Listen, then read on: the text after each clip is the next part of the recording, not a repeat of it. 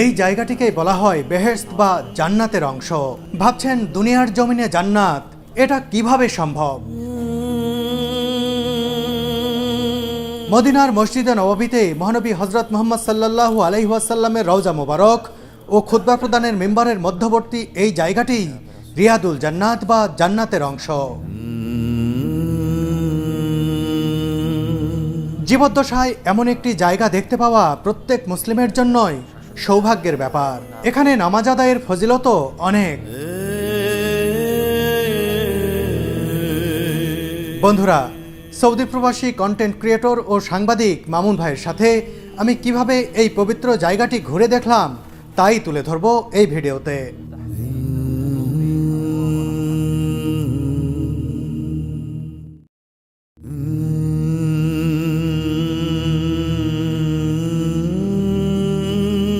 মসজিদে নববী চাঁদের আলোয় এমনই উদ্ভাসিত আজ। মধ্যরাতে রিয়াদুল জান্নাত বা জান্নাতের অংশ দেখতে এসে পবিত্র এই মসজিদের এমন মোহনীয় রূপ দেখতে পাবো ভাবিনি। আগেই বলেছি মদিনা প্রবাসী মামুন ভাই আজ আমাকে নিয়ে যাবেন রিয়াদুল জান্নাতে। কিন্তু তার আগে সংক্ষেপে জানিয়ে দিতে চাই পবিত্র এই জায়গাটি পরিদর্শনের নিয়ম কানুন। আপনি ইচ্ছে করলেন আর জায়গাটি ঘুরে আসলেন, বিষয়টি এমন নয়। সেখানে যাওয়ার আগে থেকেই রেজিস্ট্রেশন করে অনুমতি ও সময় নিয়ে রাখতে হবে। নুসুক নামের এই অ্যাপে রেজিস্ট্রেশনের পরেই জানতে পারবেন কোন সময়টি আপনার জিয়ারত তথা পরিদর্শনের জন্য নির্ধারিত হয়েছে। সেই মোতাবেক আপনাকে হাজির থাকতে হবে। অন্তত 7 দিন আগে থেকে রেজিস্ট্রেশন না করলে পারমিশন পাওয়া কঠিন হয়ে যায়। যদিও আমি 7 দিন আগে থেকে নুসুক অ্যাপে রেজিস্ট্রেশনের চেষ্টা করেও না পেয়ে হতাশ হয়েছিলাম। পরে মদিনায় অবস্থানরত মামুন ভাই, সামির ভাই, জুয়েল ভাই মিলে বাংলাদেশি অন্য ভাইদের মাধ্যমে পারমিশন ম্যানেজ করে দিলেন। তাদের সবার প্রতি অশেষ কৃতজ্ঞতা জানাই আমি। বলে রাখি, আমার সহধর্মিনী সুরভির জিয়ারার সময় দেওয়া হয়েছিল রাত 10টায়, আর আমাকে আর মামুন ভাইকে সময় দেওয়া হয়েছে রাত 2টায়। এ কারণেই এই মধ্যরাতে হাজির হয়েছি মসজিদে নববীতে।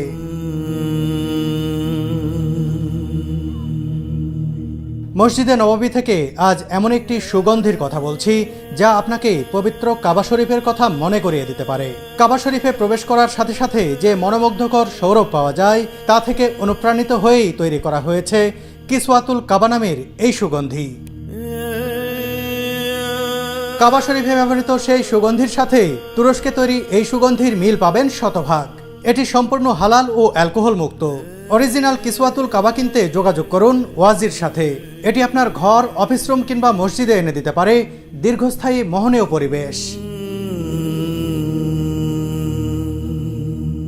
আজ মদিনায় অনেক শীত, ঠান্ডা লেগে আমার গলার স্বরও বসে গেছে। তাতে কি রিয়াদুল জান্নাত দেখতে পাবো, এটা ভাবতেই ভালো লাগছে। আমার পিছনে রয়েছে রওজা মোবারক, দুনিয়ার শ্রেষ্ঠ মানব যেখানে শাহিত রয়েছেন। আমরা সেই জায়গায় আজকে 2 রাকাত সালাত আদায় করব, যেটাকে দুনিয়ার জান্নাত বলা হয়, রিয়াজুল জান্নাহ বা জান্নাতের টুকরো। আমরা সেই জায়গায় সালাত আদায় করব, সাথে সাথে আমরা রওজা শরীফ সালাম দেব। আমাদের রওজা শরীফ সালাম দিতে কোনো ধরনের পারমিট লাগবে না। সেটা হলো 1 নম্বর গেট দিয়ে, আমাদের এইখানেই এই পাশে গেটটা রয়েছে, এখান দিয়ে প্রবেশ করব এবং এই 1 নম্বর গেট দিয়ে সোজা সালাম দিয়ে আমরা 41 নম্বর গেট দিয়ে বের হয়ে যাব। সালামের শুরুতে আমরা প্রবেশে মসজিদে উদখুলের যে দোয়াটি রয়েছে এই দোয়াটি পড়ব। এরপরে দুরুদ পড়তে পড়তে আমরা রওজা শরীফের কাছাকাছি যাব। মামুন ভাইয়ের সাথে নবীজি সাল্লাল্লাহু আলাইহি ওয়াসাল্লামের রওজা মোবারক জিয়ারতের জন্য এগিয়ে যাচ্ছি। রওজা মোবারকে সালাম দিয়ে বেরিয়ে আসার পরই রিয়াদুল জান্নাতে প্রবেশের লাইনে দাঁড়াতে হবে।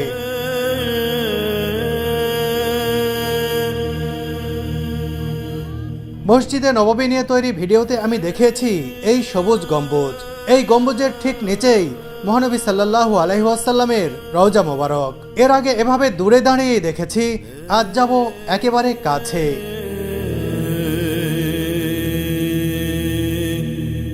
আমাদের পিছনে যে গেটটি দেখা যাচ্ছে আমরা এই গেটটি দিয়ে এখন প্রবেশ করব এবং ওই দিক থেকে ঘুরে এসে আমরা 1 নম্বর গেট দিয়ে প্রবেশ করব। আর দুনিয়ার শ্রেষ্ঠ জায়গা, শান্তির জায়গা মদিনা শহর, যেখানে সবাই এসে যেই সবুজ গম্বুজ আমরা সবসময় টিভিতে এবং মোবাইলের স্ক্রিনে দেখে থাকি তা সরাসরি আমরা দেখতে পাচ্ছি। এখন নিজ চোখে দেখছি আমরা। মাশাআল্লাহ তাবারাকাল্লাহ। এবং ভিতরে গেলে মনে হবে যে আমরা হয়তোবা জান্নাতের কোনো দরজা দিয়ে প্রবেশ করছি। এত সুন্দর, এত ভালো লাগবে।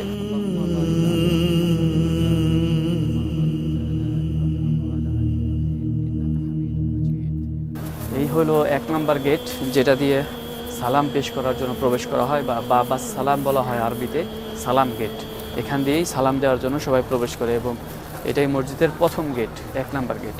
আর এই মসজিদটাই হলো পুরাতন সেই আগের মসজিদটা, মহানবী সাল্লাল্লাহু আলাইহি ওয়াসাল্লাম জি সেই সময় সেই সময়কার মসজিদ, মানে বাউন্ডারিটা সেই পুরাতন সময়ে, পরবর্তীতে এটা পুনর্নির্মাণ করা হয়েছে, মিশরীরা করেছে এবং তুর্কি শাসন আমলে হয়েছে, এরকমভাবে ধাপে ধাপে পুনর্নির্মাণ হয়েছে। এটি শুধু পুরনো মসজিদ কিংবা রওজা মোবারকের দরজা নয়, একেবারেই জান্নাতের দরজা। এই দরজা অতিক্রম করতেই মনটা অন্যরকম এক শীতলতায় আচ্ছন্ন হলো।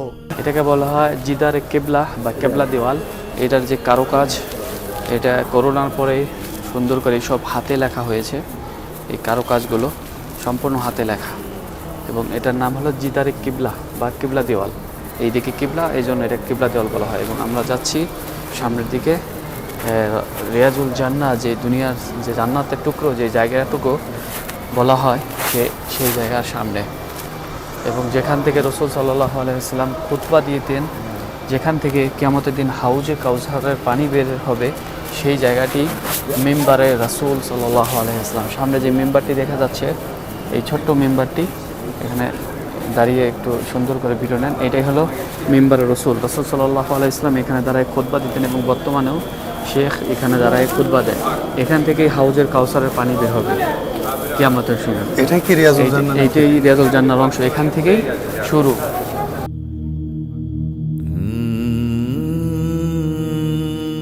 এখান থেকেই ওই পাশের রাসূল সাল্লাল্লাহু আলাইহি ওয়াসাল্লাম রওজা মুবারকের আগের জায়গাটু রিয়াজুল জান্নাহ বলা হয়। এই পাঁচটা না? যে এখান থেকেই ওই রাসূল সাল্লাল্লাহু আলাইহি ওয়াসাল্লাম রওজা মুবারক। রাসূল সাল্লাল্লাহু আলাইহি ওয়াসাল্লাম বলেছেন, আমার ঘর থেকে মিম্বারের যে মধ্যবর্তী জায়গাটু, সেটাই হলো রিয়াজুল জান্নাহ। আর সেটাই শুরু এখান থেকেই, এই মিম্বার, এখান থেকে রাসূল সাল্লাল্লাহু আলাইহি ওয়াসাল্লাম রওজা মুবারক সামনে, ওই পর্যন্ত মাঝখানে জায়গাটা হলো রিয়াজুল জান্নাহ। আর এই পাশে মেহরাবে রাসূল, তিনি যেখানে দাঁড়ায় নামাজ পড়াইতেন, সেটা হলো মেহরাবে রাসূল। আর আমরা এখন পেছন থেকে দেখছি, এটা তো পরে সামনে থেকে দেখব। সামনে থেকে এটাই হলো জান্নাতুল রিয়াজুল জান্নাহ, দুনিয়াতে যে জান্নাত টুকরো, এই জায়গাটাই জান্নাতের বাগান বলা হয়। আমরা পরবর্তীতে এখানে প্রবেশ করবো। এখন সালাম দেওয়ার জন্য আমরা যাচ্ছি। তো দেখতেই পাচ্ছেন বিশাল বড় লাইন। আমরা দুরূদ শরীফ পড়তে থাকবো। আল্লাহুম্মা সাল্লি আলা মুহাম্মাদ ওয়া আলা আলি মুহাম্মাদ কামা সাল্লাইতা আলা ইব্রাহিম ওয়া আলা আলি ইব্রাহিম ইন্নাকা হামিদুম মাজিদ।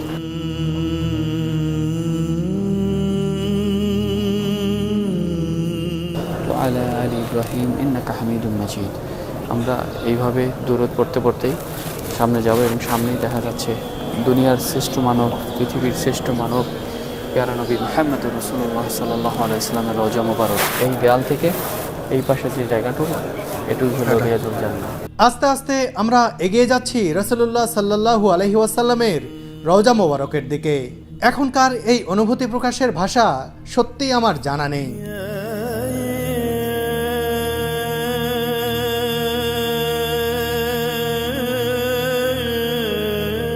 রওজা মোবারকের রেলিং পরিষ্কার করছেন কিছু বাংলাদেশি ভাই। আপাত দৃষ্টিতে এটি চাকরি বা কাজ, কিন্তু ধর্মীয় দিক বিবেচনায় কাজের পাশাপাশি এটি বিরাট সওয়াবের ও সৌভাগ্যের বিষয়। নবীজির রওজা মোবারকের খেদমত করার সুযোগ কজন আর হয়?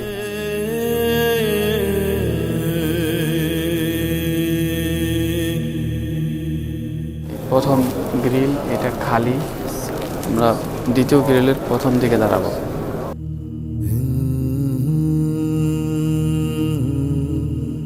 এবার নবী করিম সাল্লাল্লাহু আলাইহি ওয়াসাল্লামের রওজা মোবারকের একেবারে সন্নিকটে চলে এলাম আমরা। এই ছিদ্রযুক্ত গ্রিলের ঠিক ওপাশেই চিরনিদ্রায় শায়িত রয়েছেন দিনের নবী হযরত মুহাম্মদ সাল্লাল্লাহু আলাইহি ওয়াসাল্লাম। নিজ চোখে নবীজির রওজা মোবারক দেখে ও সালাম পেশ করে অন্যরকম এক শান্তি পেলাম। মহানবী সাল্লাল্লাহু আলাইহি ওয়াসাল্লামের ঠিক পাশেই রয়েছে হযরত আবু বকর রাদিয়াল্লাহু তাআলা আনহুর কবর। তারপরেই শায়িত রয়েছেন হযরত ওমর ফারুক রাদিয়াল্লাহু তাআলা আনহু। এটা রাসূল সাল্লাল্লাহু আলাইহি ওয়াসাল্লামের এক স্ত্রীর ঘর ছিল। তিনি বলছিলেন যে আমি এখান থেকে সবসময় তার কবর দেখব। জাইনাব নামে এক স্ত্রী ছিল, সে বলছিল যে আমি এখান থেকে সবসময় দেখব, কিন্তু পরবর্তীতে এখানে এই রাস্তা করার জন্য ঘরটা ভাঙার একটা আসে, তখন তিনি এখান থেকে যাইতে চাইছিল না এবং বলা হয়েছিল যে আমাকে যদি এরকম জানালার ব্যবস্থা করে দেওয়া হয় যে আমি ওখান থেকে রাসূল সাল্লাল্লাহু আলাইহি ওয়াসাল্লামের রওজা মুবারক দেখতে পারবো, তাহলে আমি এখানে এই জায়গাটা ছাড়ব আর কি। তার ঘরটা ছিল এখানে। আচ্ছা, তখন তার ভাইয়ের ঘর পাশে ছিল, তখন এই জানলাটা খুলে দেওয়া হয় সারা জীবনের জন্য।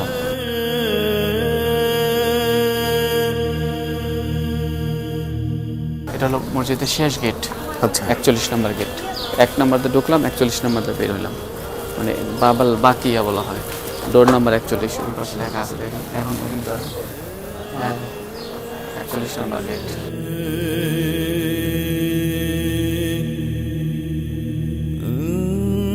রওজা মুবারক থেকে বেরিয়ে এসেই দেখলাম অনেক মানুষ একসাথে রিয়াদুল জান্নাতে প্রবেশ করছেন। কয়েকটি ধাপ পেরিয়েই এভাবে প্রবেশের সুযোগ মেলে।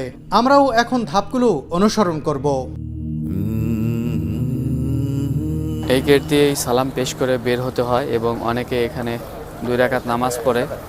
আসলে এখানে নামাজ পড়তে দেওয়া হয় না, জ্যাম হয়ে যায়, এই জন্য এখানে পড়তে দেয় না। অনেকে কিন্তু পড়তেছে। আমরা এখন যেই জায়গাটিতে দাঁড়িয়ে রয়েছি, এইখান থেকেই গ্রুপের মাধ্যমে বা সিঙ্গেলভাবে যারা রওদায় রিয়াজুল জান্নায় নামাজ পড়তে যাবেন তাদেরকে এখান থেকে চেক করে করে প্রবেশ করাচ্ছে। এবং এরপরে আরেকটি জায়গা রয়েছে, সেখানে চেক করার পরেই ওয়েটিং রুম রয়েছে, ওয়েটিং একটা জায়গা রয়েছে, সেখানে সবাইকে একত্র করে তারপরে 30 মিনিট করে এক একজন সময় পায়। একসাথে প্রায় 300 থেকে 400 লোক প্রবেশ করে রিয়াজুল জান্নায়। সেখানে নামাজ পড়া শেষ হওয়ার পরে তাদেরকে বের করে দিয়ে পরবর্তী যারা ওয়েটিংয়ে থাকে তাদেরকে প্রবেশ করায়। এইভাবেই সিস্টেম মতো এই হাজিগুলো গ্রুপিং যারা আসে তাদের গ্রুপ লিডার প্রত্যেকের জনের পারমিট নিয়ে এখানে চেক করায়, এরপরে একসাথে সবাইকে প্রবেশ করায়। এবং যারা সিঙ্গেল আসে তাদেরকে পারমিট আলাদাভাবে নিতে হয়।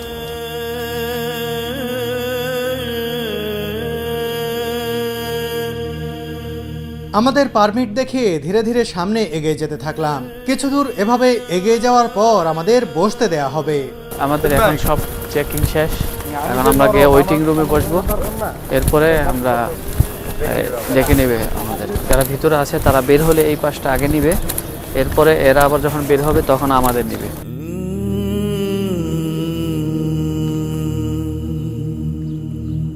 অপেক্ষার সময় দর্শনার্থীদের জমজম কূপের পানি পরিবেশন করা হয়। এখানে অনেকেই এই পানি পান করছেন।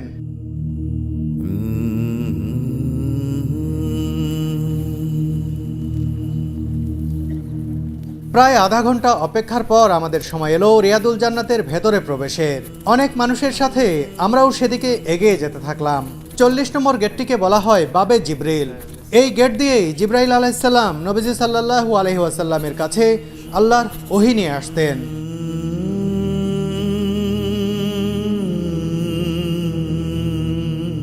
আমরা রিয়াদুল জান্নাতে প্রবেশ করব 39 নম্বর গেট তথা বাবে নিসা দিয়ে।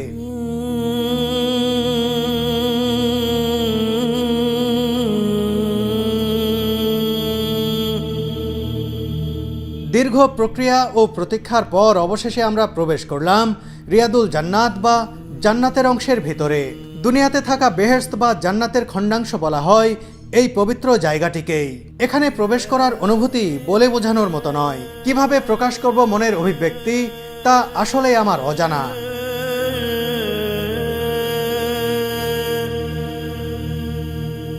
রিয়াদুল জান্নাতে প্রবেশ করেই 2 রাকাত নামাজ আদায় করলাম আমরা। এরপর 2 চোখ ভরে দেখতে থাকলাম জান্নাতের খণ্ড।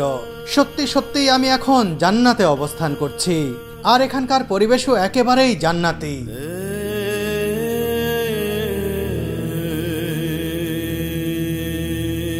এটি মহানবী সাল্লাল্লাহু আলাইহি ওয়াসাল্লামের রওজা মোবারক। এর সামনে থেকেই সালাম দিয়ে এসেছি কিছুক্ষণ আগে। এই রওজা মোবারক থেকে এই যে মিম্বার দেখতে পাচ্ছেন, এর মধ্যবর্তী জায়গাটুকুই জান্নাতের অংশ। রাসূলুল্লাহ সাল্লাল্লাহু আলাইহি ওয়াসাল্লাম এই জায়গাটিকেই জান্নাতের অংশ হিসেবে উল্লেখ করে গেছেন। বুখারী হাদিস অনুসারে নবীজি সাল্লাল্লাহু আলাইহি ওয়াসাল্লাম বলেন, আমার ঘর তথা বর্তমান দাফনের জায়গা এবং মেম্বরের মাঝের জায়গা জান্নাতের বাগানগুলোর একটি। রিয়াদুল জান্নাতের ভেতরে বেশ কয়েকটি স্তম্ভ বা খুঁটি রয়েছে। এগুলোকে রহমতের স্তম্ভ বলা হয়। উসমানীয় শাসনামলে স্তম্ভের সংস্কারের পাশাপাশি এর গায়ের কারুকাজে স্বর্ণের প্রলেপ দেওয়া হয়েছিল বলে জানা যায়। রাসূলুল্লাহ সাল্লাল্লাহু আলাইহি ওয়াসাল্লামের যুগে এসব খুঁটি ছিল খেজুর গাছের। এই মিহরাবটি সংস্কার করা হয়েছে। এখানে দাঁড়িয়ে ইমামতি করতেন হযরত মুহাম্মদ সাল্লাল্লাহু আলাইহি ওয়াসাল্লাম। রিয়াদুল জান্নাতে অবস্থানের আধা ঘন্টার সময় যেন আধা মিনিটের মতো মনে হলো আমার কাছে। দুনিয়ার বুকে রয়ে যাওয়া একখণ্ড জান্নাত দেখে নিলাম নিজের চোখে। সত্যি অদ্ভুত এক ভালো লাগায় ভরে গেল মনটা।